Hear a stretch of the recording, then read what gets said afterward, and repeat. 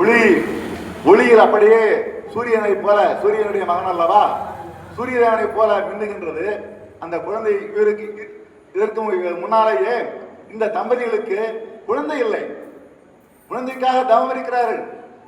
அதனால் அவருடைய குறைகள் தீர குழந்தை அவருடன் செல்கிறது. இதெல்லாம் விதிப்படி நடக்கிறது. அந்த குழந்தையை எடுத்துக்கொண்டு வந்து சீரோடு சிறப்போடு பல்கலை கற்பித்து அவர்கள் வளர்த்து கொண்டு வருகின்றார்கள். வளர்த்து கொண்டு வருகையிலே ஒரு நாள் அந்த குழந்தை தொட்டியிலே படுத்துக் கொண்டிருக்கிறது. அப்பொழுது வானத்திலே சப்த ரிஷிகள் உலா போகிறார்கள்.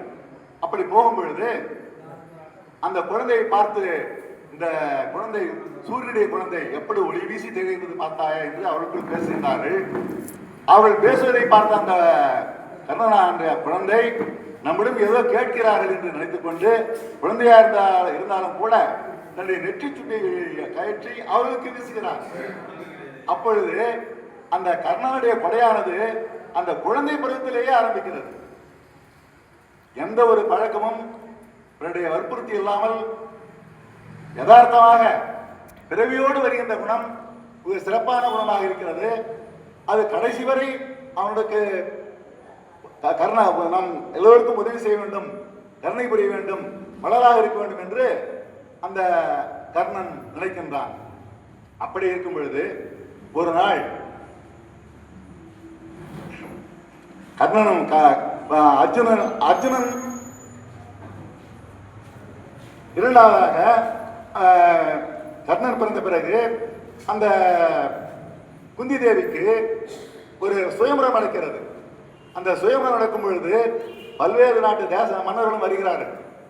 அப்படி அந்த கர்ணன் பிறந்ததை மறைத்து அவர் சுயம்பரத்திற்கு தயாராகிறார்கள் குந்தி தேவி. அது அப்படி சுயம்பரத்தில் மாண்டுவிற்கு அவர் மாலை அணிகின்றார். மாண்டுவிற்கு மாலை அணிவித்து அவரை கணவனாக ஏற்றுக்கொள்கின்றார். இப்படி இவருடைய திருமண வாழ்க்கை சிறப்பாக நடந்து கொண்டிருக்கிறது. ஆனால் அவருக்கு என்ன இல்லை? குழந்தை இல்லை. ஏன்? அது ஒரு முனிவரால் சபிக்கப்பட்ட சாபம். அந்த முனிவர் என்ன செய்தார்?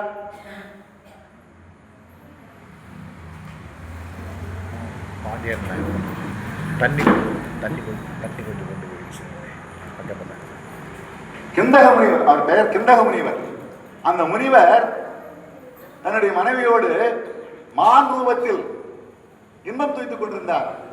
அப்பொழுது இந்த பாண்டு மன்னன் வேட்டைக்கு சென்று அந்த பெண்மானை தன்னுடைய வில்லை எய்தி அது உயிர் போய்விடுகிறது. அப்பொழுது அந்த கிந்தக முனிவர் பாண்டுவிற்கு என்ன சாபம் கொடுத்தார் என்றால், நீ என்னுடைய மனைவியோடு இருக்கும் பொழுது என்னுடைய மனைவியை மாண்டூபத்தில் இருக்கும் பொழுது கொன்று விட்டாய். அதனால் உனக்கு குழந்தை இல்லாமல் போக கடவாய். நீ திருமணம் செய்தால் உன்னுடைய மனைவிடத்தில் நீ இன்பம் எய்த முடியாதபடி நான் சாபம் விடுகின்றேன் என்று சாபம் விட்டு விடுகிறார். இதற்கிடையிலே திருதராஷ்டிரனுடைய மனைவி காந்தாரி, அவருக்கு கர்ப்பம் உண்டாகிறது. திருதராஷ்டிரனும் பாண்டுராஜாவும் சகோதரர்கள். திருதராஷ்டிரனுக்கு மனைவி காந்தாரிக்கு கருவுறுகிறாள். அதில் ஒரு சிறப்பு என்னவென்றால், காந்தாரியும் ஒரு மிகச்சிறந்த பதிவிரதை, கண்ணகியை போல அவரும் ஒரு சிறந்த பதிவிரதை. ஏனென்றால் இந்த திருதராஷ்டிரனுக்கு கண் பார்வை தெரியாது. தனக்கு கண் பார்வை தெரியவில்லை என்பதற்காக தன்னுடைய மனைவி காந்தாரி, கணவனுக்கு தெரியாத கண் பார்வை எனக்கும் வேண்டாம், அவர் பார்க்காத இந்த உலகத்தை நானும் பார்க்க மாட்டேன் என்று கண்ணிலே கருப்பு துணியை கட்டிக் கொள்கிறார்கள். அன்று கடைசி வரை அவர் இந்த உலகத்தை பார்க்கவே இல்லை. அப்படிப்பட்ட கற்பிச்சிருந்த காந்தாரிக்கு குழந்தை உருவாகிறது. இந்த குழந்தை உருவாகிறது என்று தெரிந்தவுடன் பாண்டு மன்னன் என்ன சொல்கின்றார்? புத்திதேவியை பார்த்து, நமக்கு ஏற்கனவே குழந்தை இல்லை, நமக்கு ஒரு வாரிசு வேண்டும். நான் வாரிசு இருந்தால்தான் நற்கதி சென்றடைய வேண்டும். வாரிசு இல்லாமல் போனால் அந்த வாழ்க்கையில் ஒரு முழு திருப்தி இருக்காது. எப்படியாவது நீ நமக்கு குழந்தை வேண்டும், நீ அந்த கால வழக்கப்படி குழந்தை அரசுடத்தில் குழந்தைகள் என்றால் பல தவம் செய்த முனிவர்கள் மூலமாக குழந்தை பெற்றுக்கொள்ளலாம் என்று ஒரு நியதி இருக்கிறது.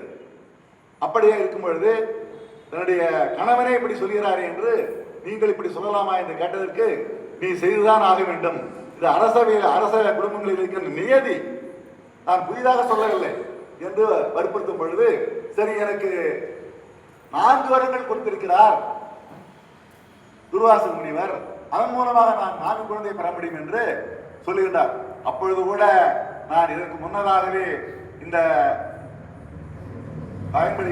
வரத்தை பயன்படுத்தி சூரிய பகவான் மூலமாக குழந்தை பெற்றதை அப்பொழுதும் கூறவில்லை, எப்பொழுதுமே கூறவில்லை. அதற்கு கடைசியில் அது எப்பொழுது அது தெரிய வருகிறது என்று, கிருஷ்ணன் மூலமாக தெரிகிறது என்று நான் பிறகு சொல்கின்றேன். சரி என்று இந்த குந்தி தேவி இந்திரனை நினைத்து தன்னுடைய மந்திரத்தை சொல்கின்றார். இந்திரதேவன் வந்தார், அவருக்கு ஒரு அழகான ஆண் குழந்தை பிறப்பதற்கு கருவுற்றது. இதை கேள்வியுற்ற திருதராஷ்டிரன் மனைவி அவளுக்கு கருவுற்று விட்டதா என்று தன்னுடைய வயிற்றில் கல்லை எடுத்து குட்டிக் கொண்டார். இப்பொழுது கூட சொல்வார்கள், எழுத்து விட்டு பொம்பளை ஆம்பளை பொண்ணை பார்த்தாங்க கல் எடுத்து குத்து வராங்க. அது இன்று நேற்று வந்தது இல்லை, அது பாரதத்தின் மூலமாக வந்தது. அதனால் கல்லெடுத்து குட்டும் பொழுது அந்த காந்தாரிக்கு கரிச்சிதைவு ஏற்பட்டு விடுகிறது. கரிச்சிதைவு ஏற்பட்ட உடனே அதை வியாச பகவான் என்ன செய்கிறார், அந்த கருவை எடுத்து 100 குடங்களை இட்டு அதில் நெய்யை வார்த்து, இந்த குடங்களை 100 குடங்களையும் நீ பத்திரமா பார்த்துக் கொள்ள வேண்டும், இது குழந்தை பிறக்கும் வரை நீ பாதுகாக்க வேண்டும் என்று ஆணையிடுகிறார். அதன்படி 10 மாதம் கழித்து அங்கே என்ன செய்கிறது, முதலில் துரியோதனன் பிறக்கின்றான் அந்த குடத்திலிருந்து. பிறகு அவருடைய சகோதரர்கள் 100 பேரும் பிறக்கின்றார்கள். இதை பார்த்த பாண்டவ ராஜா அவரிடத்தை 100 குழந்தை பிறக்கிறது, நமக்கு மேலும் சில குழந்தைகள் வேண்டும் என்று ஆணையிடுகின்றார். அவர் பிறகு என்ன செய்கிறார், வாயு பகவானை அழைத்து இந்த மந்திரத்தை பிரயோகிக்கிறார். இந்த வாயு பகவான் கீழே வந்து இந்த குந்திக்கு மேலும் ஒரு குழந்தை உண்டாக அருள் செய்கின்றார். அவன் பேர் தான் பீமன். அதன் பிறகு